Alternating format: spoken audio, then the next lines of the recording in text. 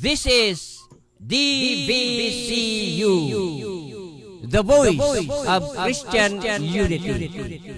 Kini ang tingog sa Kristohanong panaghiusa, the station that cares for the whole body of Christ. Ang istasyong nagpakabana sa kinatibuk-ang lawas ni Kristo. Tune in for many informative biblical teachings from Genesis to Revelation and Christian music, classical and contemporary. Paminaw sa daghang mga pagtulunan, giskan sa Genesis hangtod Apokalipsis, og mga Kristohanong mga awit, karaan o bagong alawiton. The Lord's Prayer in John 17 is its inspiration of this station.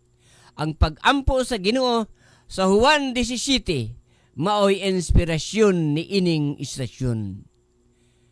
Shalom and God bless us all.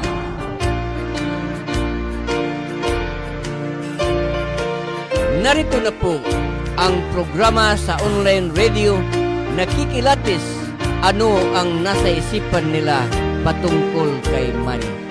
Si Manny po ay isang born-again Christian at nais niya maglingkod sa Diyos sa pamamagitan ng pagkapangulo ng ating bansa at lipunan. Is the Pacman God's candidate? Si Manny po ba ay kandidato ng Diyos? Si Pacquiao ba ang kandidato ng Diyos?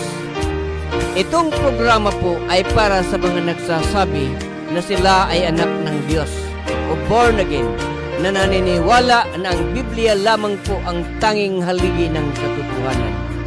Bilang mga anak ng Diyos, ano po ba ang ating tungkulin sa bayan at lipunan? Ahayaan po ba natin na ang sanlibutan ito ay patuloy na rindahan ng dyablo? Sabi ng Biblia sa 1 Juan Kapitulo 3, versikulo 8, ang gumagawa ng kasalanan ay sa dyablo, sapagkat ang dyablo ay nagkakasala na buhat pa sa pasimula. Ang anak ng Diyos ay nahayag sa dahilang ito. Si Pablo nagsasabi, of course, in Galatians chapter 6, verse 10, from the NIV, therefore, as we have opportunity, let us do good to all people, especially to those who belong to the family of believers. Hello po sa buong bansa. Magandang gabi po sa ating lahat.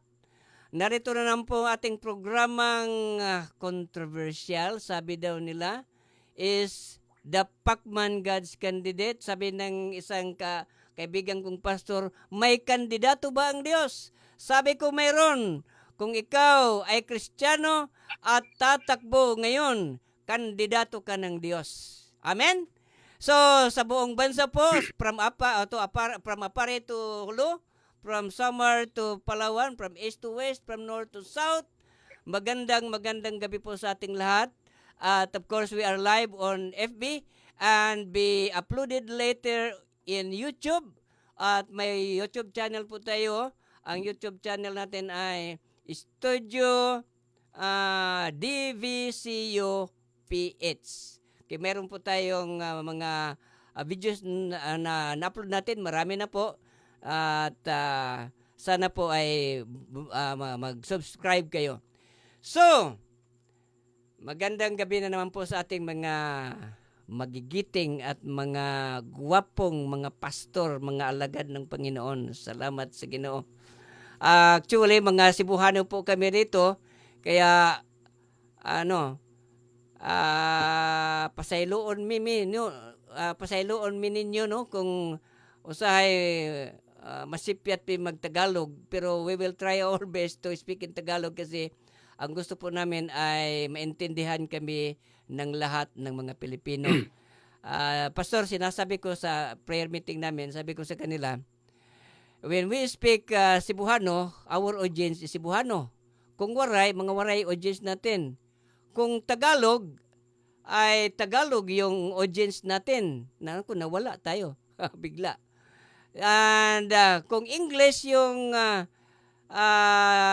language natin ginagamit, then our audience is the world. Okay? Pero kung halimbawa, when we speak in tongues, our audience is even heaven.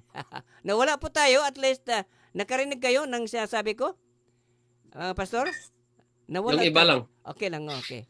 So, ibig ko sabihin doon na if we Okay speak, lang po, Pastor. okay, when we speak in tongues, our audience is heaven.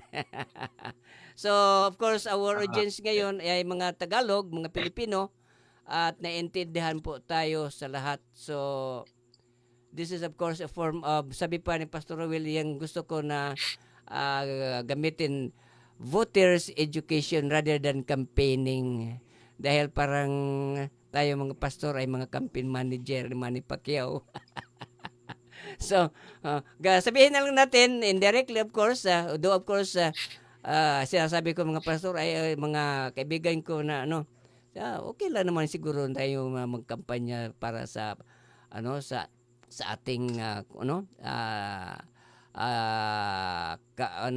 sa ating kandidato, dahil kailangan din sabi pa ng Biblia, go to the world and preach the gospel. So gamitin natin yung kuan natin na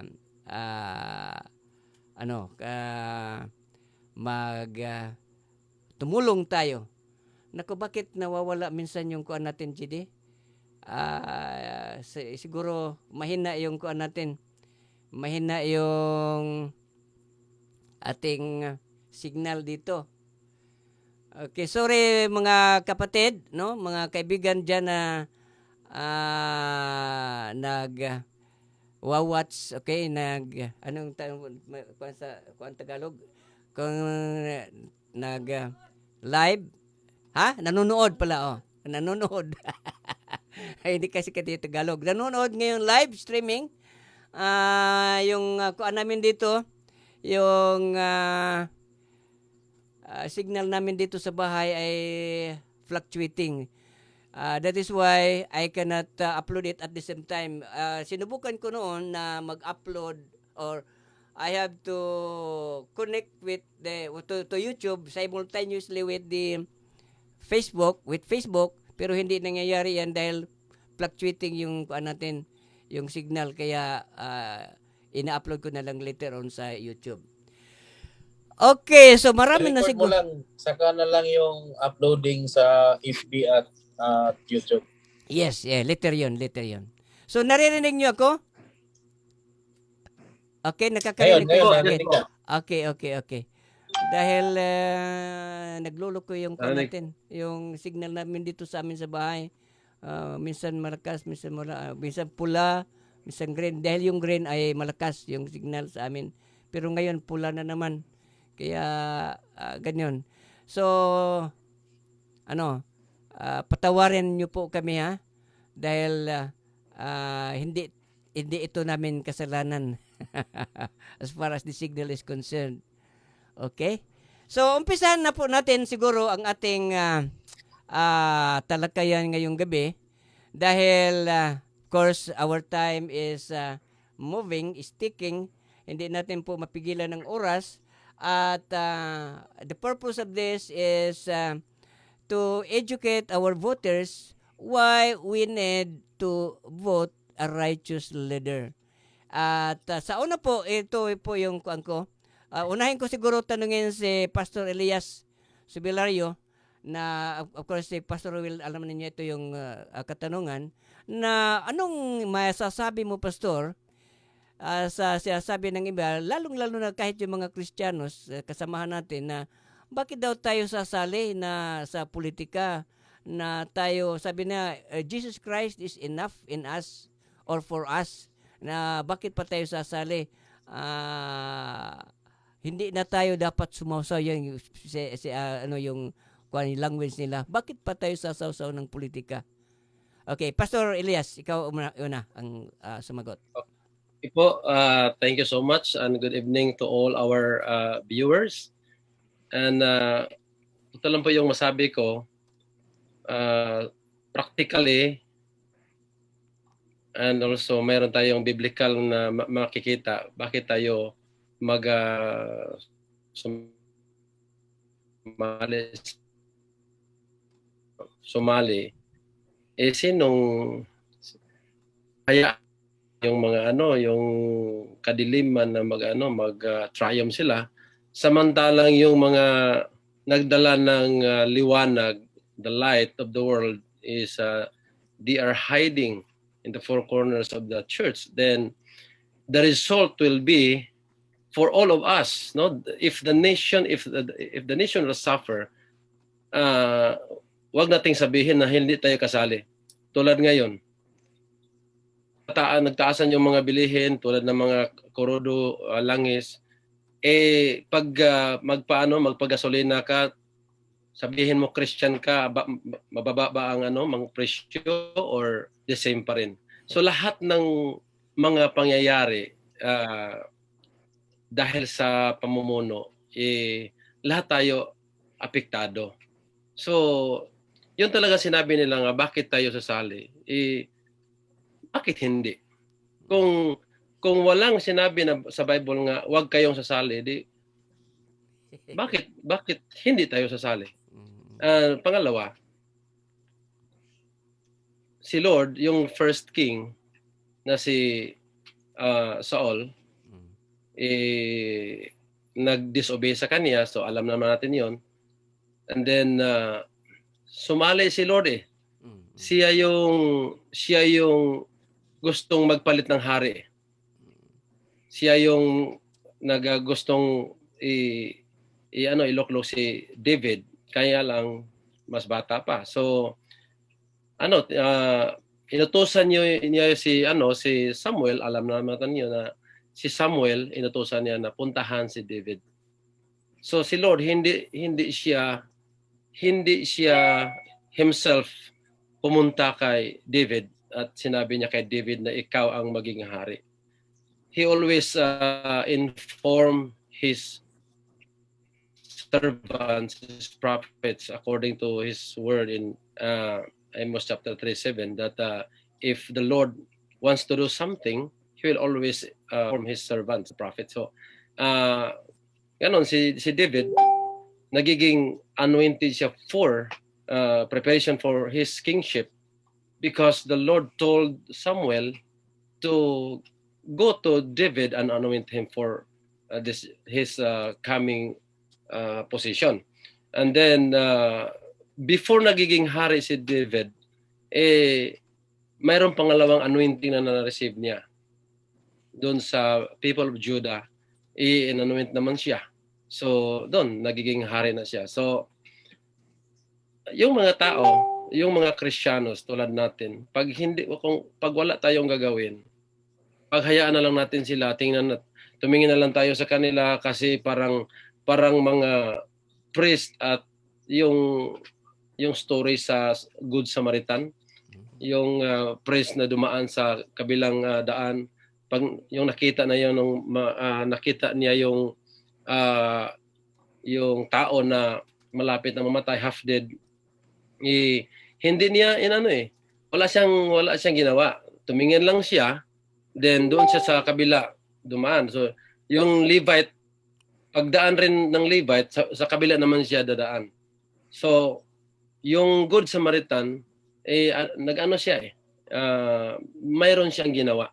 Nakita rin niya at iba yung sa kanya. Mayroon siyang ginagawa. So sa atin, kitang-kita natin Kitang-kita natin ang situation natin. So, wala ba tayong gawin? Tulad ng priest at saka Levites na dumaan sa pikas kabila lang na parang nagbubulag-bulagan. Kasi para sa kanila, unclean yun Unclean. Huwag tayong humawak niyan. Unclean yan. Baka patay na.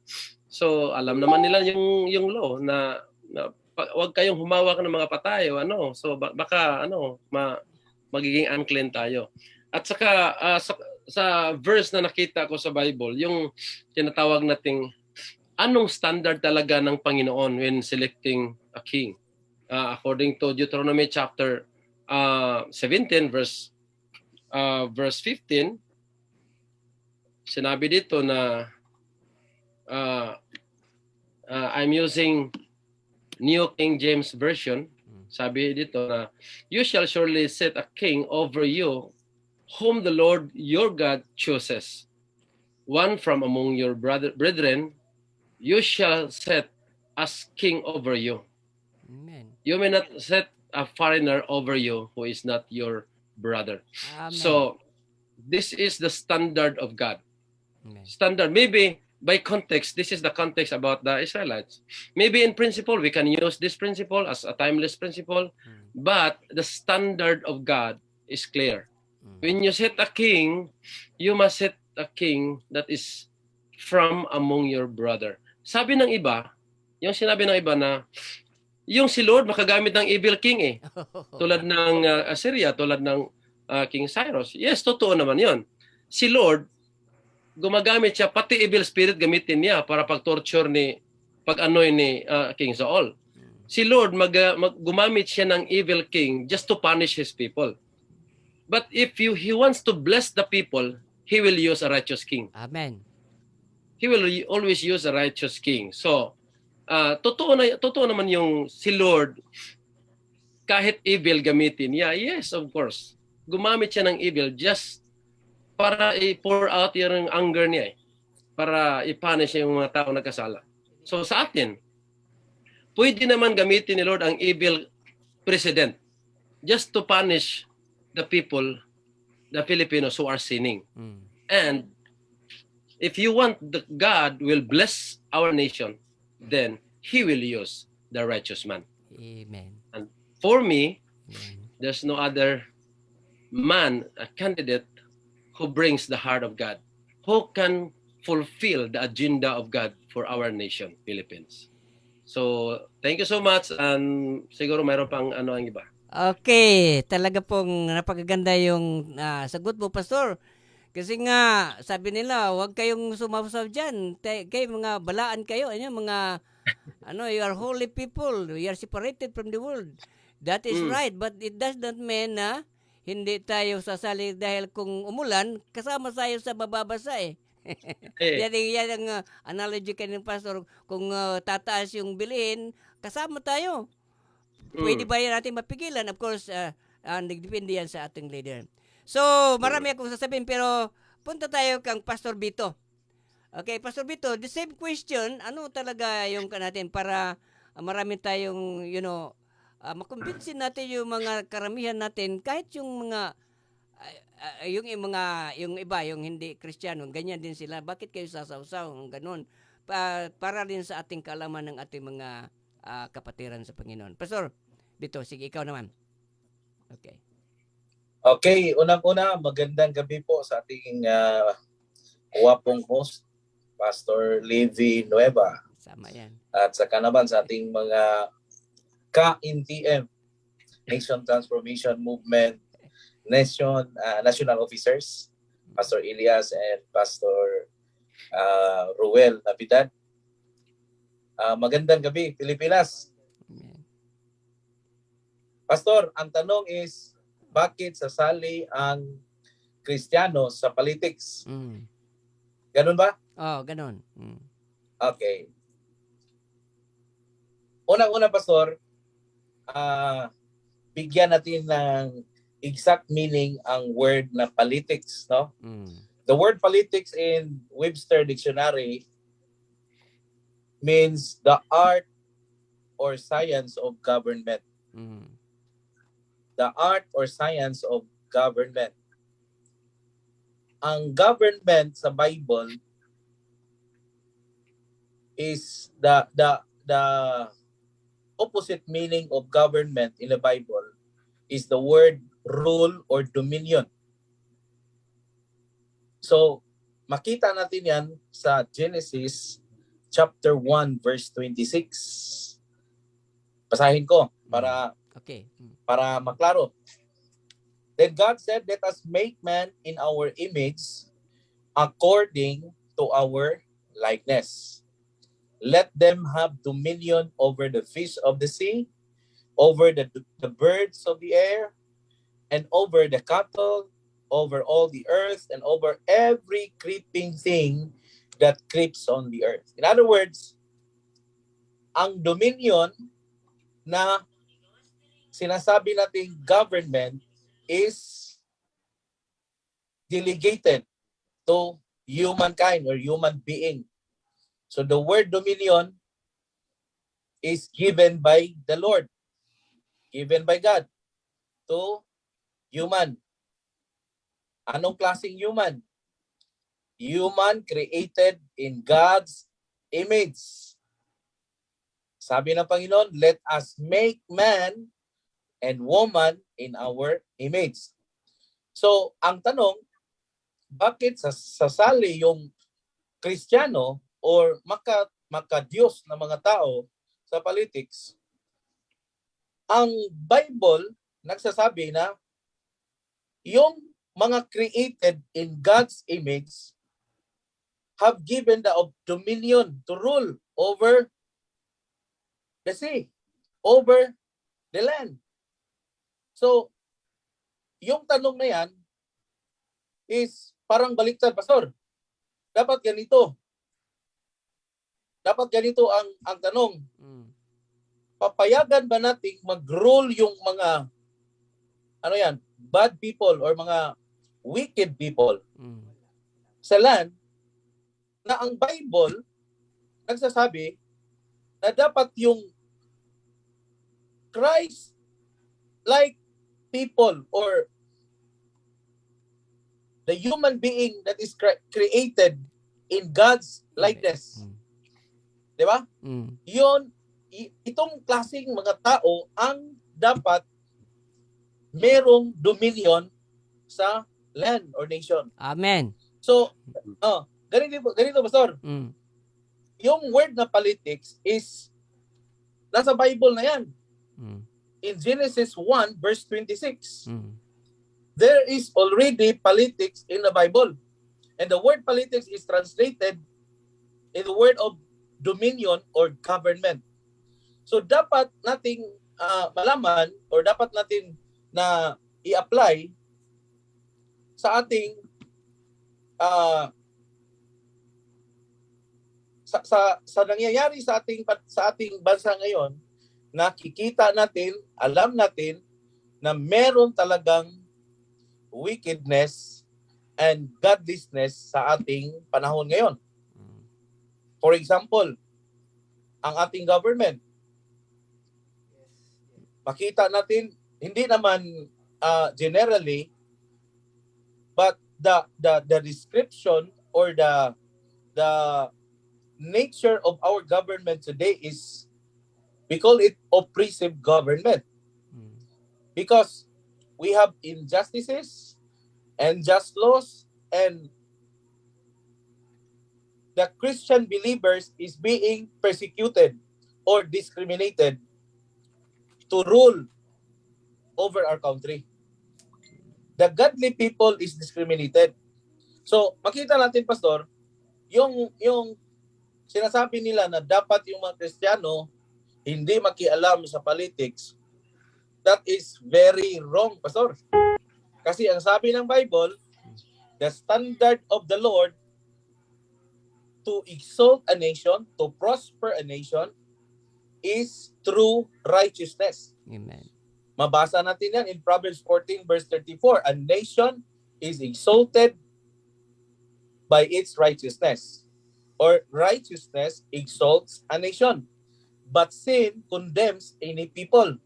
So nakita natin ngayon, ang ating country, ang ating nation, ganito ang nangyayari. Ang stronghold of wickedness ang makikita natin. So tamang-tama yung sinasabi ni Edmund Burke. Kilala natin si Edmund Burke. Sabi ni Edmund Burke, in order for evil to triumph is for good men or godly men and women to do nothing. That's Di ba, Pastor? Yeah, that's right. So, hindi totoo yan na ang mga Kristiyano ay hindi makilahok sa politika. Ang Kristiyano dapat nasa politics. Amen. Dapat ang Kristiyano ang merong dominion or ruler, leadership sa ating bansa. Yan lang po, Pastor Levi. Amen. Magandang Yes, gabi. that is really, I am satisfied with that answer.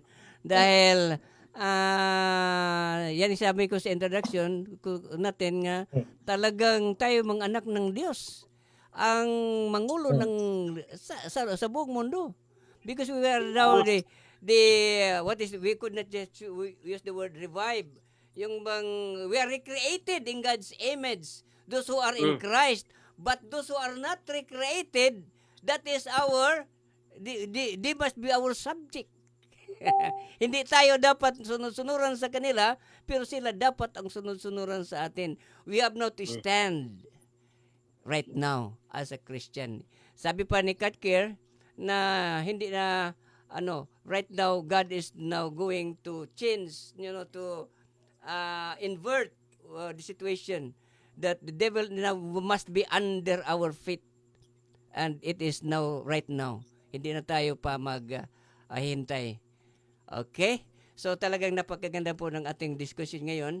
At itong tanong po ay para kay Pastor Ruel, alam na niya ito, pero iba yung yung sa katanungan ko sa kanya dahil ganito Pastor yung tanong ko sa iyo Pastor Ruel. Na bakit si Manny ang ating pipiliin?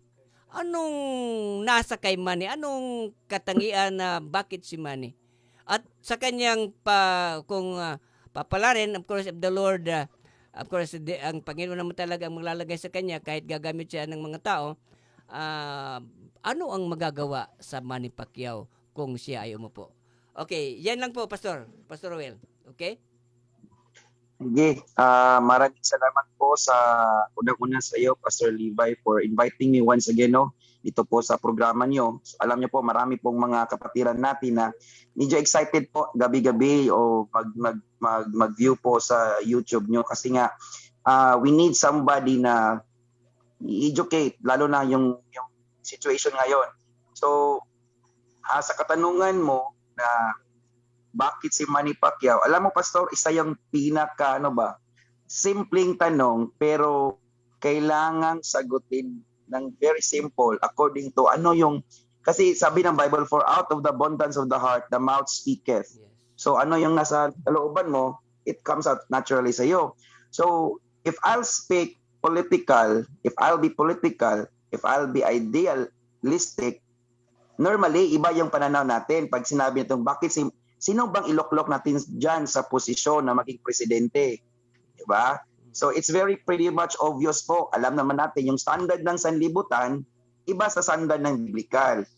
So ano yung standard mo na kailangan mong gampanan o what is your choice in choosing the president or the right president who will govern our country? Number one, sabi ko kanina, if I'll be political, if I'll be worldly in mindset, I will not choose Manny Pacquiao. Why? He doesn't have experience. Number two, intellectually. Sabi nila. But ano ba, we've been through a lot of presidents already for the past many elections. Ano nangyari? Diba? But now, here is the time, the first time in the Philippine history, somebody is running, may isang tao na from rags to riches, he has proven himself. Now, kahit intellectually hindi papasa sa standard mo, kasi nga marami nang nagpasa marami ng mga brilliant, marami ng mga smart, wala na magkapatuturan kasi nga at the end of the day it's not about the skills, it's about the attitude. Alam naman natin for example in any position, in any job that you're applying for, you will be asked what is important, skills or attitude. Skills will just only give you 15%, but attitude will give you 85%. But for us Christians, why I choose Manny Pacquiao? Because number one, he is my brother in the Lord. We have the same spirit. Remember, Pastor, kung nagka-problema ka sa mga unbelievers, it's between lesser evil, most likely, than expected evil. That's very simple. Second, bakit Manny Pacquiao? Ano ba pwede niyang magawa? Pastor, for all the candidates, siya lang po yung who's running right now na wala pong ano matawag ko nito, he doesn't care. Hindi siya galing sa tanyag na pamilya. He doesn't care sino mabanggain niya. He doesn't care kung sino yung kakalabanin niya. Basta alam niya sa puso niya, kailangan niya matulungan yung bansa. Pastor, if you are in a situation like Manny Pacquiao, it's very simple. Lalabas at lalabas yung path, lalabas at lalabas yung mga ideas. Paano ito gawin? Paano yan? Because at the end of the day, it's not about who Manny Pacquiao is as a person, but it's about God as Himself na tinoktoring niya na kailangan niyang Panginoon. In other words, the fear of the Lord is the beginning of wisdom.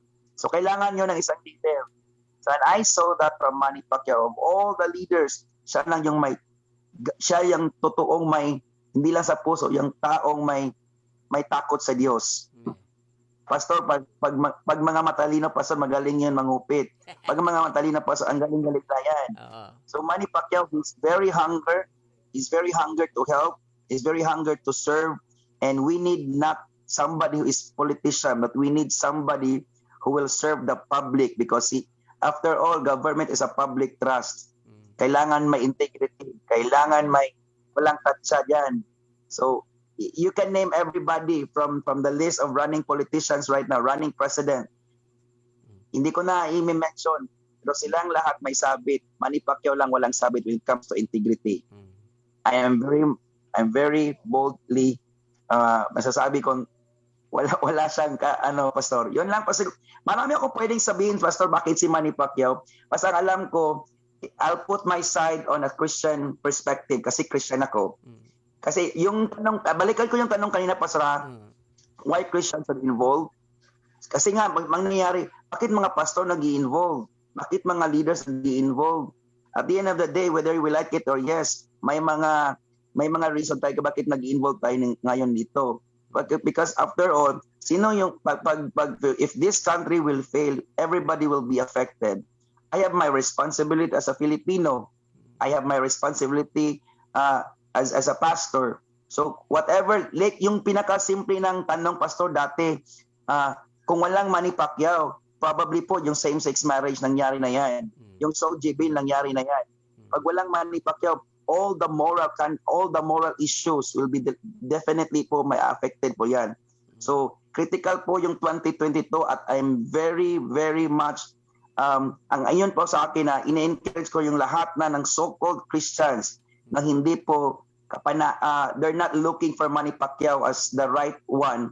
It's up to you and it's down to us. At least we're doing our part who will be helping this person putting in the position. Kasi alam naman namin na pag wala, hindi Christian dyan, naku po, delikado. May mga masagasaan na mga moral issues and moral concerns po, lalong-lalo na po sa mga Christians po dito sa ating bansa. Yun lang po siguro, Pastor. Okay, yes. Salamat sa yung sagot mo. At sana ay naliwanagan po tayo mga kapatid. Actually, our program is directed to our brethren in the Lord. Kung kayo magtatanong sa akin, bakit ako ay masigasig na parang sabi nila, nangangampanya na kakaimane. Sabi ko, bakit hindi? Dahil yung heart ko ay unity. Tayo dapat mga Kristiyano ay magkaisa. Yan ang prayer ng Panginoon. Alam po natin, ang Panginoon sa John 17, hindi siya nanalangin sa mga hindi sa Kanya. Basahin yung John chapter 17 verse 9. Sabi ng Panginoon, I do not pray for the world, but I only pray for mine. So, kung ididiretso na lang natin, application natin, sa lahat ng mga presidentiable natin ngayon, ang Panginoon na nanalangin kay Pacman actually. Lalo na po tayo ngayon, tayo mga anak ng Panginoon. Ang Panginoon, hindi siya nanalangin sa iba. Hindi ko lang sasabihin, no? Because it pained me, dahil nga sa ministry ko na pagkakaisa, dahil yan ang calling ko, sabi ko palagi sa mga pastor na iba kasi yung calling natin. Kayo, siguro pinaiyak kayo, the burden that the Lord has given you is to cry for the souls to be brought into the kingdom of God. But for me, no. I am not, I'm not a soul winner. I do not cry for souls to be brought into the kingdom of God. Dahil sa inyo yan. Yung burden na binigay sa akin sa Panginoon is that I cried for the body of Christ because we are disunited. We are divided so much. The only religion in the world that is so much Divided. Bakit? So, but ngayon, of course, as far as the prayer of our Lord is concerned, kailangan po na mangyari na yung pagkakaisa natin. Sabi pa ng isang pastor, Pastor, kahit lang ngayon lang, kahit pagkatapos daw ng eleksyon, maghiwalay tayo ulit, mag-away-away tayo sa ating mga denominasyon. Ngayon lang tayo dapat magkaisa sa panahon ngayon dahil hindi na, wala nang pakman siguro na tulad niya na titindig na Kristiyanos. Sabi nila, we are about 16 million born-again Christians today. And it is enough to put pakman kung magkakaisa tayo doon sa palasyo. Hindi po ba? I want ko if I am right, but if our vote as a Christian, if we are black voting as a Christian, one in Christ, yung mga born-again, wala na pong kuan. Sabihin ko na sa kanila, sorry to say this do sa ating mga kaibigan na mga sumusuporta sa kabila ng mga pastor, naniniwala kasi sila yung prediction Okay. Yung bang nalilinlang, bakit kayo malinlang, di ba? Christian kayo. Ang ating standard of our faith is the Bible. Bakit tayo doon sa kabila? Ha? Sorry to say this. And sabi ko sa kanila, tayo mga pastor, mag-pray tayo. We have to defeat that prediction. I-defeat natin si Nostradamus, direson na lang natin. Dahil yan ipinaniniwalaan ng, hindi naman siguro karamihan ng mga pastor. May ilan-ilan ba? At kung ikaw ay pastor, naniwala dyan, yung kasama na yung kuan mo, yung congregation mo. Diba? Kawawa naman na dadalhin mo sa pananampalataya mo na mali. Kayong mga pastor, huwag kayo maniwala kay Nostradamus. He is not of God. His prediction is from darkness. We only believe the word of God. Amen. So hindi ko magsasabi ng lahat dahil alam ko may yung mga bisita natin, marami pa silang masasabi. At ito ay para kay Pastor Elias at i-rotate na lang natin siya ang una, so siya rin ang una ngayon sa kuan. So anong Pastor Elias, anong nakikita mo sa ating bansa ngayon na nangangailangan tayo kay money? Yan lang po. Yan ang katanungan. Okay. Thank you for the next round. Okay, so we all know the situation of our nation today. When it comes, of course, economy, maraming nakita natin na nagugutom. When it comes morality, ang dami na mga immoral. When it comes sa spirituality, parang wala nang hindi na first priority yung God At saka ang dami na ngayong even mga kabataan na ang dali nilang makabukas sa kanilang bibig na mga curses, mga filthy languages na galing sa kanilang mga bibig. So I don't know saan nila na nakuha yun. At saka mga disrespects. When it comes sa corruption, hindi ko masasabi na meron akong full knowledge because wala naman ako doon. One thing lang nakita ko na kailangan talaga natin yung isang tao na may heart galing kay Lord. Kasi personally I will not choose Manny Pacquiao because of his personal as person, because I do not know him. I believe in him because he is the most wala na sad.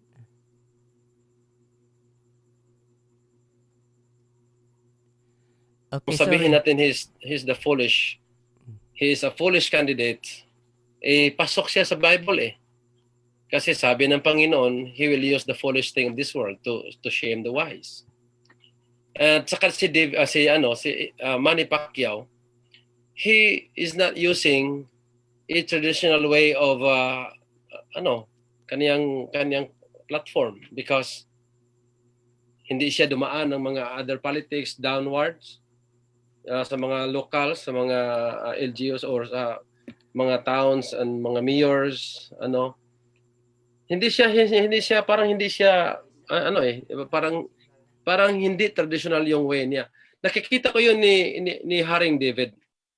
Si David, when he fought against Goliath, when he was about to fight, the King Saul offered him an armor, the whole armor of Saul.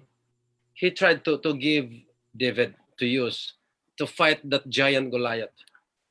But when David tested it, he tried to put on that armor. He said, "No, my king, I cannot do this because I'm not used to use this kind of armor." So traditionally, the war before, the soldier will use sword, will use shield, spear, Indian pana, o ano yung tawag doon? Mga helmets. But David said, I'm not used to use this armor. I am confident to use my skill, and that is to use the sling and the stone. So it was not traditional. Manny Pacquiao today, as I have said, that his strategy is not traditional. So parang pasok rin. And then I like him because he is not a lawyer. Because if lawyer siya, baka marunong siyang mag-escape pag mayroong kasalanan. Baka gamitin yung law just to justify himself. Mabuti yung walang alam sa law siguro. Kasi pag you are so familiar with the laws, you are also tempted to use the law as your scapegoat or to justify yourself. So pag magnakaw siya, then hindi niya alam yung saan siya dumaan, saan siya makukuha siya talaga matrap talaga siya So I like him because he is not a lawyer. And then the one thing that we need Manny Pacquiao because the heart of God is for the poor. When Jesus said, the sovereign God has anointed me to preach the good news to the poor. Poor yung heart ni God ipinasa kay Jesus. Nasabi ni Jesus, the sovereign Lord has anointed me to preach the good news to the poor. Yun yung ginagawa ni Senator Manny ngayon He did not go to the mga elite people siguro. Medyo, baka nandoon siya, pero most of the time, he's spending his time with the poor. So, siya lang ang makaintindi ng mga mahirap. Sa mga walang bahay, sa mga nasa lansangan, na walang bahay, walang makain, siya lang yung makaintindi. Kasi, nag-ano siya from start, yung bata pa siya hanggang lumaki siya. Before he became famous, naranasan niya yung lahat Yung other candidates natin ngayon, lahat sila lumalaki sa mga mansion, mga malalaking bahay. So how can they understand the needs of the majority if sila yung sila hindi nakaranas? At saka Pastor Levi, I believe that this time God is going to revive the land of the Philippines. When there is revival not only a spiritual revival, but it will start with a spiritual revival and the economics. Every area, every part of our society and the government, I know that it will be awakened. When the Holy Spirit of God will come, when the power of God will come at the government. Because alam naman natin, before, pag ang king nakaalayan yung agenda niya sa Panginoon, the Lord will pour out so much blessing upon the land. But if the king will disobey the Lord, if the king will become evil, then the wrath of God, hayaan niya yung mga tao niya na mabihag, ma-exile sa ibang nation. Pagdating ni Jesus, yung nagro-rule sa Israel, hindi sila yung mga Romano So, yun talaga ang nangyari. So, I chose Senator Manny Pacquiao because once again, he has the heart of God. Thank you so much. Amen. Wow. Hallelujah. So, pakinggan nyo mga kaibigan dyan nakikinig. At talaga pong walang iba na tulad ng ating kandidato. Kandidato lang, hindi lang sa atin, pero kandidato siya ng Diyos. Pastor Bito, are you convinced that Pacman is God's candidate? Yan ang tanong ko sa iyo. Are you convinced that Pacman is God's candidate? Okay. Okay, magandang gabi po ulit sa mga kwapong kapastora natin sa programa ni Pastor Levi. Ang tanong po is, si Manny Pacquiao ba ang God's candidate? Bakit si Manny Pacquiao? So, ang answer ko po, ang sagot ko po is kamao. Amen.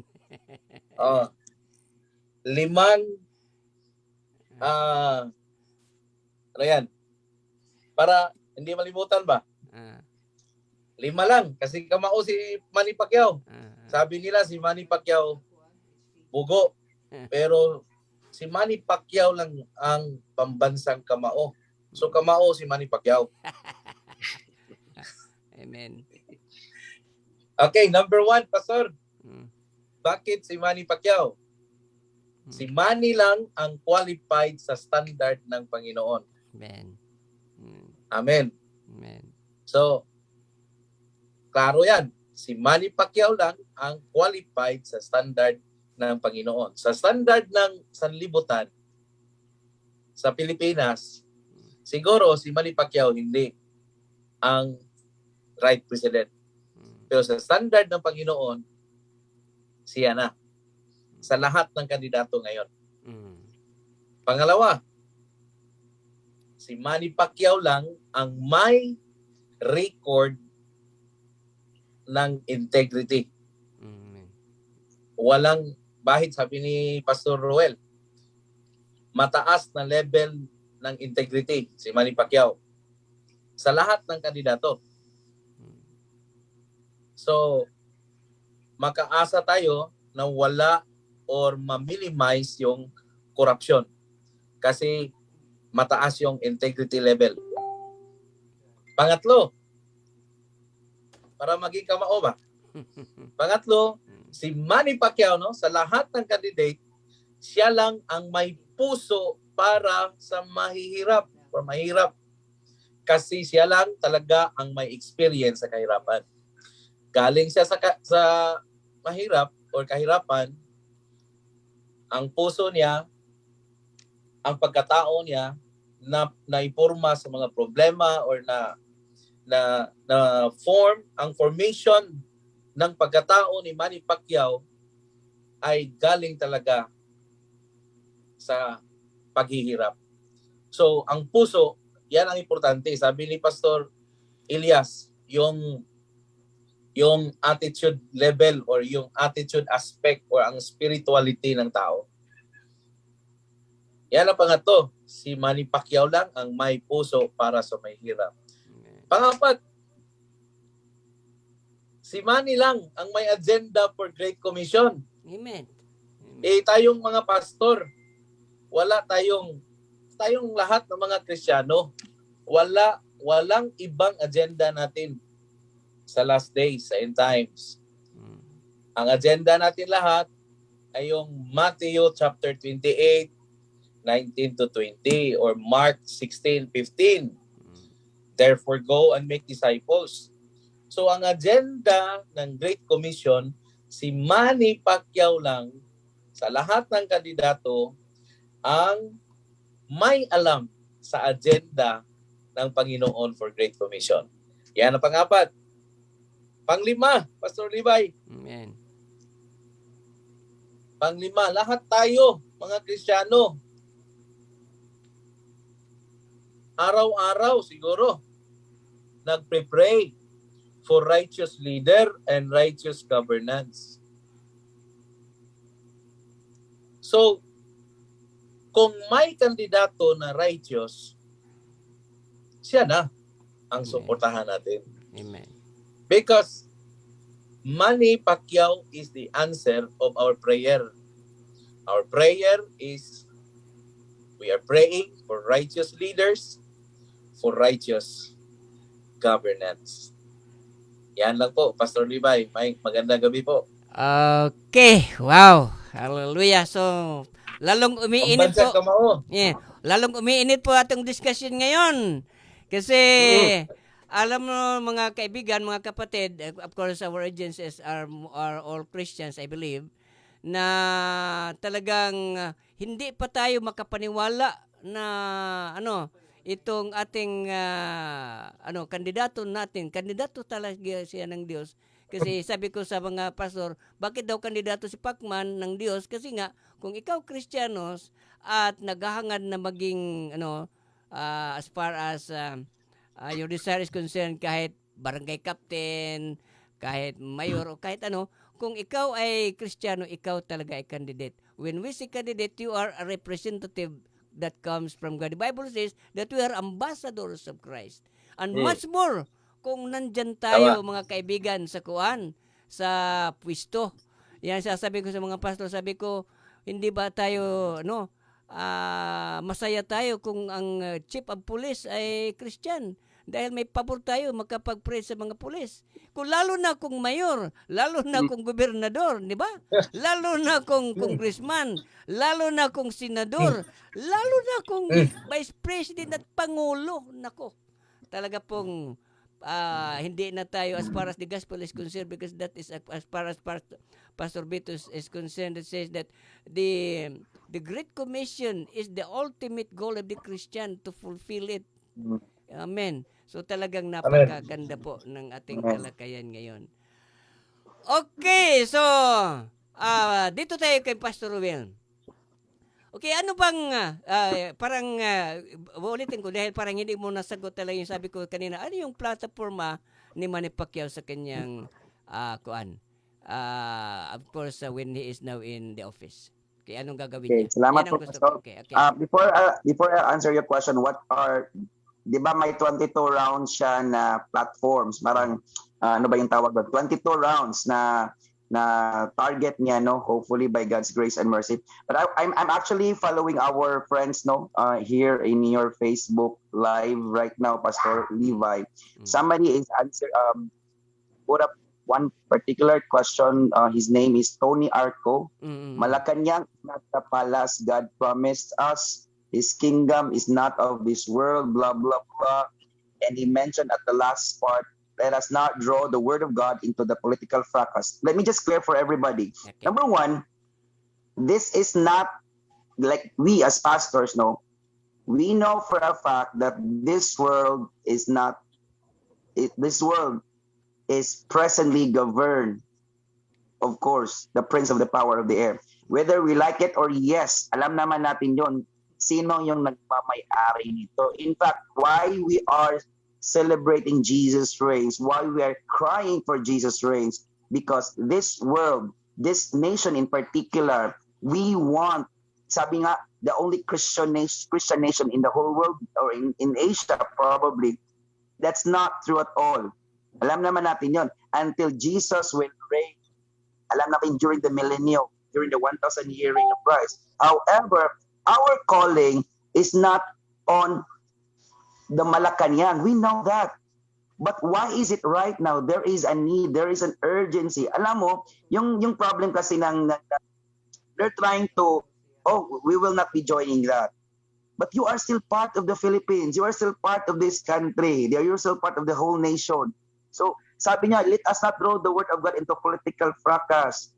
Alam mo niyo po, sir, ito lang yung masagot ko sa iyo. Sorry to say the word, para kasing nangyayari, lahat ng mga Christian na who's joining right now into this cause, parang na misinterpret or na misjudge nyo. Alam mo po yung motive namin bakit kami sumali. Alam naman namin this is for our country. Who's among those running politician na yung nag-run siya for God and country? It's only Manny Pacquiao. Manny Pacquiao, sabi mo, Malacanang may not be the palace God promised us. Yes, we have our own mansion in heaven. But alam niyo po, pag si Manny Pacquiao po nandyan sa Malacanang, he is the only guy who gave 1,000 plus Bible right now who's running the politics. The only guy. In fact, sabi ng Bible in the book of Romans chapter 10 verse number 1, alam na natin sino si Paul. Sabi, by all means save some. There is an urgency redeeming the time because the days are evil. Our time is short. Our time is limited. Anytime soon, the trumpet will sound. And the purpose why we are doing this, because we know the urgency, souls is at stake. Souls are at stake. Harvest time is here already. And Manny Pacquiao is leading the pack for the laborers who are few. That's very simple po. Now, certainly I would like to discuss you probably in one of these days. No, I'll try to chat you. Kasi nga, parang parang may ano ko sa burden na, yeah, I'm not going to convince you, but I will just lay down the facts. Now, the question posed ni Sir ni Pastor Levi, ni Manny Pacquiao, may 22 rounds at isa sa pinaka-controversial na platform niya, yung pabahay. Mm-hmm. Ito yung pabahay, sir, di ba? Okay. I think, alam naman natin na parang hindi sila believe sa pabahay ni Manny Pacquiao. I joined one, yung nandito siya last time, nandun sa Radisson Blu. Radisson Blu. Alam ko yung very simple lang na analysis. It's written in our constitution. It's there already.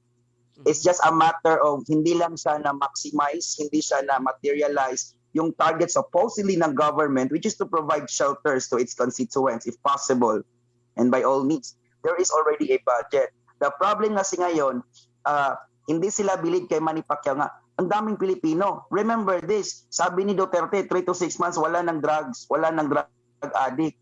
It's alam nyo, pag hindi yan mangyayari, if Manny Pacquiao was able to build the Pacman village, if Manny Pacquiao is built to this and do that, nga hindi pa siya naging presidente, how much more pag naging presidente siya?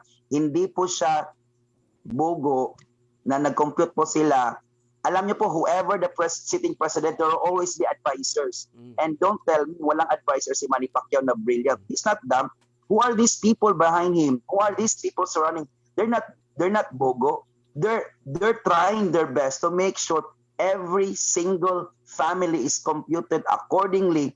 And alam niyo po yung 11 trillion na nangyari, from 6 trillion po from the Pinoy administration up by 11 trillion to the Duterte administration, saan po napunta?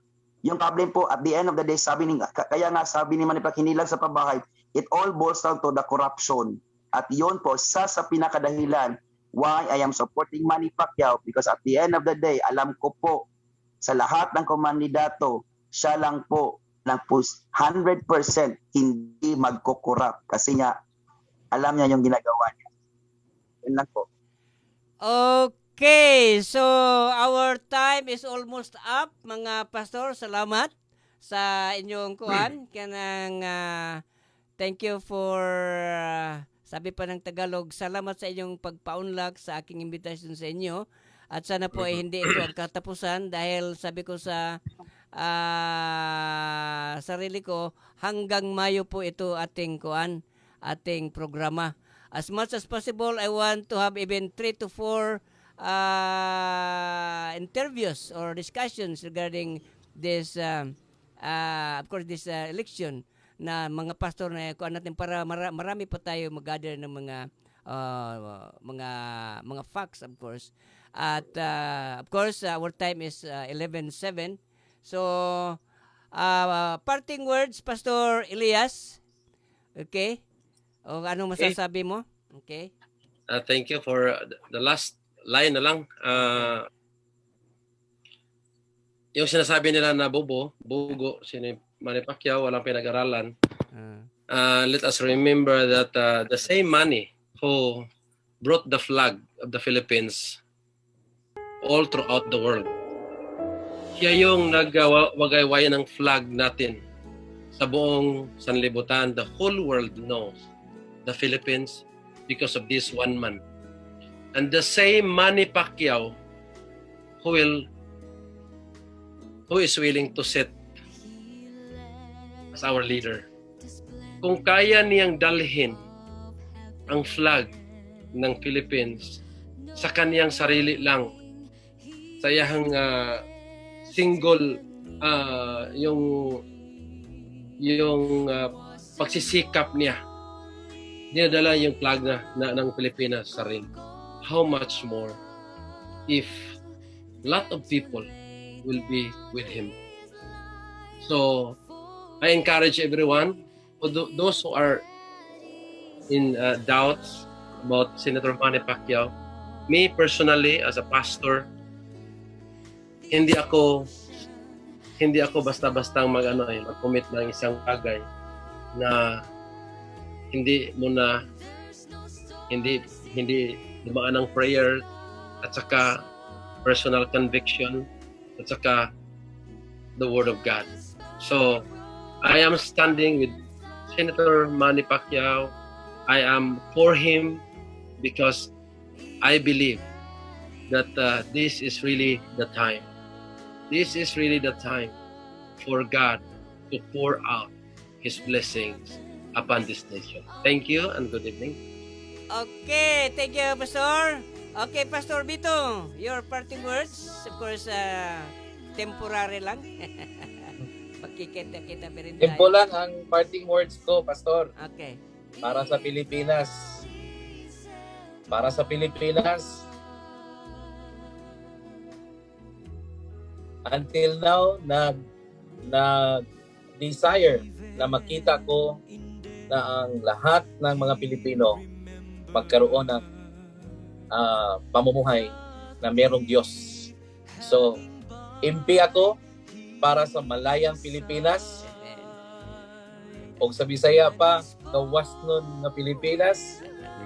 MP ako para sa maka-Diyos na pamalaan. Maka-Diyos na Pilipinas. God bless us all and God bless the Philippines. Okay, thank you, Pastor. Ano yan, Pastor Ruel? Your parting words, Pastor. Maraming salamat po, Pastor Levi, sa pag-invita po sa ating tayong program. At sa lahat po ng mga kapatiran natin dyan, Luzon, Visayas, and in other parts of the world, what we're doing now is not for us. What we're doing now is not for anyone, but we're doing this for the country and for the love. Yung background music po, Pastor, if that isn't love, yeah, it all boils down to the love of this country. That's It all right. boils down to the love of Yeah. this. So, yun po yung driving force ni Manny Pacquiao. Yes. I met him way back 2014 and I met him just this year. Alam ko po yung labis niyang pagmamahal sa kapwa Pilipino. Alam ko po yung labis niyang pagmamahal sa inang bayan po. Very simple po. He will not be used. He could have retired. He could continue to boxing. Why? He wants to become the president of the Philippines. If given that chance, by God's grace and mercy, because he believed that Filipinos believe in God. We're not atheists here. Majority of Filipinos believe in God. It's just a matter of fine-tuning and putting the heart of God in every precious soul of the Filipinos. God bless us all. Amen. Yes. Ginawa ko talaga yung background, if that isn't love, kasi kailangan po pag-ibig po ang manahan sa bawat Kristiyano. Amen. So, Pastor Elias, can you pray just a short prayer for our just to close our discussion for tonight? Our Heavenly Father, we thank you for everything that you have done, and Lord God, and also for this program with Pastor Levi. Thank you so much, oh God, for our brethren who are watching tonight, and also, God, to those people who are about to watch later.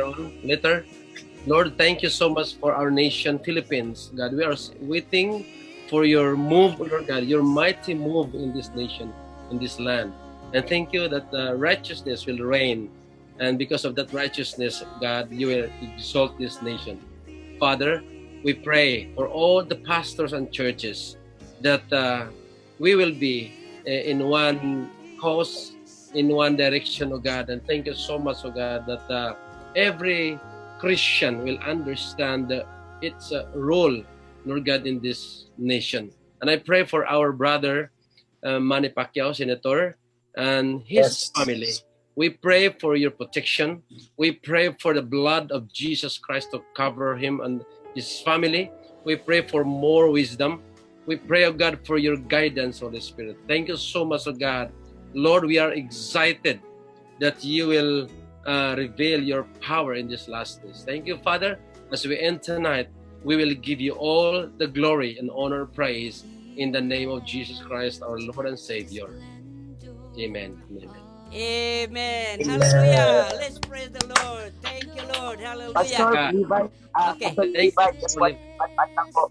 Yung grupo ng dito po, these are the group po of Nation Transformation Movement. Yes, Thank yes. you for inviting Okay. us. Thank you so much, National Transformation Movement, NTM. Praise the Lord Yes, for po. coming Thank by, and of course, will let us continue to pray na wala pong, of course, as far as the election is concerned, mainit na. Mayroon tayong nababalitaan na mayroon nang napapatay dahil sa eleksyon. At hindi tayo mga Kristiyano, sinasabi ko sa kanila, hindi tayo gumaya. Ito ang pagkakaiba sa mga Kristiyanos na nasa politika. Hindi tayo sasawsaw sa kanila. Dahil that is on, as far as politics is concerned, yan po talaga ang nakakasira. Yan po talaga ang nakakarumi sa politika. Kung halimbawa yung mga politician, yung mga supporters ay nag-away-away na dapat po ay walang dugo na dumanak na naman. Of course, in our Philippine politics, it becomes dirty not because of politics itself, per se, as far as politics, because politics is amoral. What is dirty are the politicians themselves, not politics. Yes, yes. So, sorry to say this, mga yung sasabi nila, bakit sa'yo hindi sasawsaw? No, politics is not dirty in itself, only the politician. And let us make it sure that we as a Christian, we have Christian politicians. Right now, we have Senator Cayetano, we have Brother Eddie, we have Joel Villanueva. Yes, and others. Yung mga kuan din, yung mga party list ng mga Christian groups. Yan po ang suportaran natin. Oo, dahil iba talaga tayo. Po. Oh, yan sasabi ko kay Pastor Pakulban, ibigay po sa akin yung mga party list, yung mga Christian, yung mga national positions. Talagang yan ang susuportaran natin dahil kaisa lamang tayo sa Panginoon at yan ang kapatid natin sa Panginoon. We are going to support them. Of course, as far as my verse is concerned, 1 John chapter 3 verse 16, sabi ni John na we have to lay down our lives for the brethren. We have to, as far as our support in this election is concerned, sabi ko ba, lunod patay tayo. Yes Dili, po. loyal. Dili lunod patay, but Loyal. lunod buhi kay di ta ka di na ta kabutar kung matay ta. No, that is my joke, okay? Lunod buhi ta. As a Christian, we have to support our brothers who are running for a position, whether it is barangay captain, mayor, congressman, governor, talaga dapat sana nandyan. Dahil hindi na tayo dapat na, sinasabi ko sa inyo nung hindi tayo nagka-live na talagang it is sad na tayo mga Kristiyano ay sunod-sunuran na lamang sa mga sanlibutan o sa mga sabihin natin hindi